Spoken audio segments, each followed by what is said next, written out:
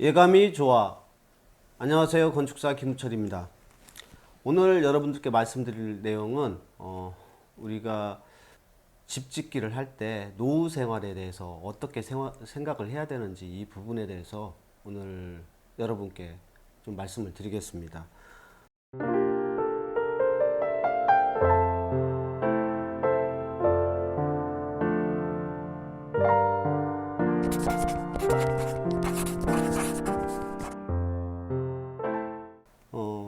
집을 지금은 내가 몸이 건강하니까 집 지을 때 큰 문제가 없어요. 어떻게든 내가 1층에서 2층으로 옮겨갈 수도 있고 또 무거운 짐을 들고도 여기에서 저쪽으로 이렇게 옮길 수도 있고 큰 문제가 없는데 내가 앞으로 20년, 30년 이렇게 지났을 때 그런 시점에 있어서 내 몸이 어떻게 변화가 되고 또 그 변화된 몸으로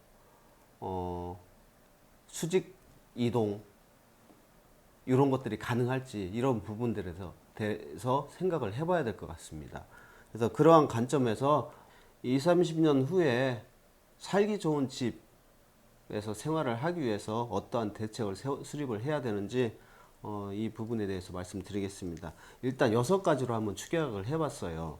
첫 번째가 화장실, 욕실, 그리고 방문, 각 공간의 문의 크기는 좀 여유를 두고 현재 90cm 정도로 폭이 이루어지고 있는데 거기에서 문 틀 빠지면은 더 작아져요.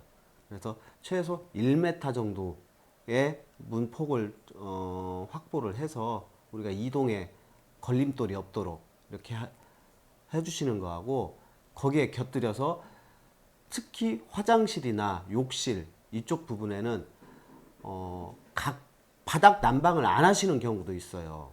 그래서 이 거실과 이 화장실 부분에 온도차가 생기게 되면은 우리가 나중에 갑자기 온도차로 인해 쇼크를 받을 수 있기도 합니다. 이거를 이 쇼크에 의해서 우리가 정신을 잃고 쓰러질 수도 있는데 이러한 비상시에 구급 활동을 해야 되는데 의식을 잃고 쓰러진 사람이 문을 지탱하고 있게 되면은 밖에서 문을 열 수가 없어요. 그래서 반드시 화장실이라든지 욕실 같은 경우에는 좌우로 열 수 있는 이런 미서기 문을 권장해드리고 가급적이면은 여닫이를 이렇게 열 수 있는 여닫이를 하더라도 화장실 안쪽이 아니라 화장실 바깥쪽으로 하는 것을 권장을 해드립니다. 그리고 두 번째는 침실에 관해서 말씀을 드릴게요. 침실 같은 경우 주택 계획을 하다 보면은 1층에 공용 공간이 들어가고 거실이라든지 주방, 다이닝 이런 것들이 들어가고 2층에 주로 침실이 들어가게 됩니다. 그렇게 됐을 경우에 나중에 시간이 지나고 나서 1층에 다시 침실을 하나 더 증축한다거나 뭔가를 만들려고 한다면은 그때는 시간과 비용이 발생을 하게 됩니다.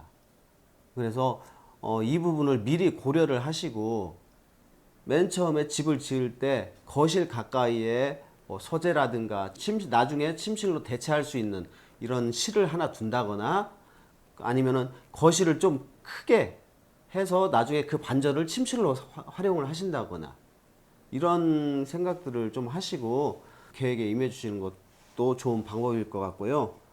그 다음에 세 번째는 가사동선을 짧게 하는 것이라고 말씀드릴게요. 가사동선이라는 것은 식사 준비하고 세탁하고 이러한 것들에 필요한 공간을 집약적으로 배치를 하셔가지고 나중에 나이가 드셨을 때 몸의 부담을 최소화 시켜야 됩니다. 그래서 이런 부분들을 고려를 해주시고 네 번째는 1층에다가 가능한 한 수납 공간을 많이 두자입니다. 집을 맨 처음에 계획을 할 때 아무래도 젊은 나이다 보니까 자녀들의 침실이 보통 2층에 많이 있어요. 그래서 2층에다 수납을 집중적으로 설치를 하시는데 나중에 나이를 드신 후에는 1층에 수납 공간이 부족하게 되면은 생활에도 그만큼 지장을 초래하게 됩니다. 그래서 가능한 한 1층에도 수납 공간을 많이 확보해 두어서 그 부분을 고려해서 계획을 해주시기 바랍니다. 다섯 번째, 우리 세탁물 건조에 관해서 말씀을 드리겠습니다.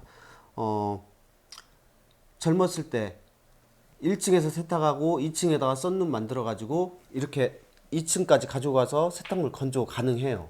근데 나중에 나이가 먹으면은 1층에서 세탁해 가지고 2층까지 가져가기 힘듭니다. 그래서 그때 1층에다가 다시 뭔가 이 썬룸이라든가 이런 걸 만들기는 좀 그렇고, 미리 세탁물을 밖에다가 넣을 수 있는 이런 공간들 미리 염두에 두시면은 썬룸 안 지어도 마당 어느 한 켠에다가, 예를 들어서 나는 프라이빗 때문에 사람들 눈에 띄지 않는 곳에 세탁물을 건조시키고 싶다라든가, 이런 부분들을 조경 계획이라든가 여러 가지 계획과 좀 미싱을 해서 그 부분도 좀 고려를 해가지고 계획에 임해 주시기 바랍니다. 그리고 마지막으로 여섯 번째는 우리가 이동 동선을 가능한 한 짧게 하자입니다. 그리고 거기에 더불어서 단차를 가능한 한 단차 높이를 크게 하지 않는 것. 이동 동선은 주로 복도라든가 이런 부분들인데, 복도가 가다가 커브를 틀고 또 커브를 틀고 이렇게 되면은 이동에 상당한 지장을 초래하게 됩니다. 가능한 한 이동 동선은 짧게, 그리고 직선으로 이렇게 계획을 해주시고, 단차의 경우도 나이를 드시게 되면 수평 감각도 무뎌지시기 때문에 이런 작은 단차도 큰 장애 요소로 다가올 수가 있습니다. 그래서 이동 동선을 짧게 하시고 단차를 작게 해주시는 거, 이거 중요한 부분이고요.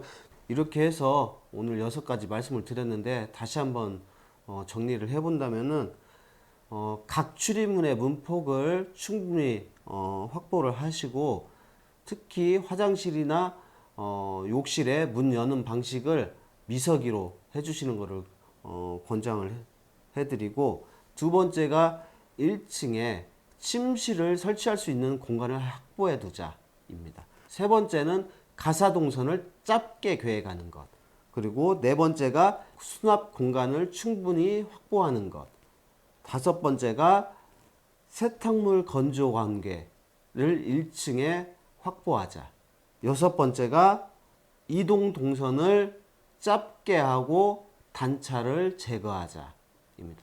이렇게 6가지 말씀을 드렸는데, 우리가 10년, 20년, 30년이 지나게 되면은 당연히 그 시간의 경과에 따라서 우리 몸의 변화도 일어나게 되고, 그에 따라서 라이프 스타일이 바뀌게 됩니다. 반드시 이 부분, 노후 대책, 이 점 고려하셔서 계획에 반영을 해주시면 좋겠습니다. 오늘은 여기까지 말씀드리겠습니다. 감사합니다.